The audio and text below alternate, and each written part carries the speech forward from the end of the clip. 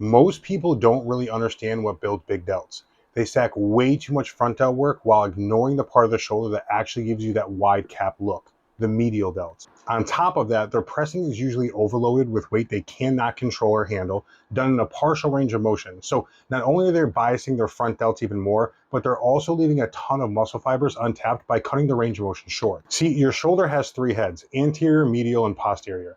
The anterior delt always gets hammered by the time you're done doing your pressing and your chest days. So unless you're skipping the chest day entirely, your front delts already get plenty of work. Now, your posterior delts do get some carryover through full range of motion rows and other back training, but not as much as your anterior delts do with your pressing. So they still might benefit from some direct work, but they're usually not the piece that's holding your physique back. The medial delt, on the other hand, that really doesn't get much indirect training.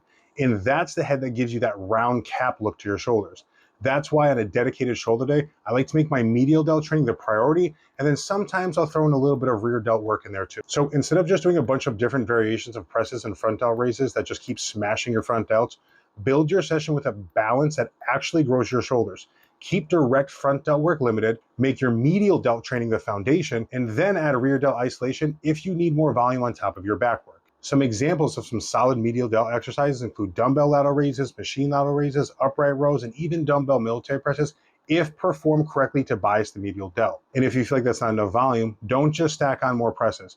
Put more quality sets into the movements you've already chosen, or improve the quality of the sets you're already doing. Don't be that person piling on sets with more weight they can actually control, cutting the range of motion short, skipping the pause, rushing the negative, and letting technique just fall apart, because that style of training only gives you less stimulus per rep.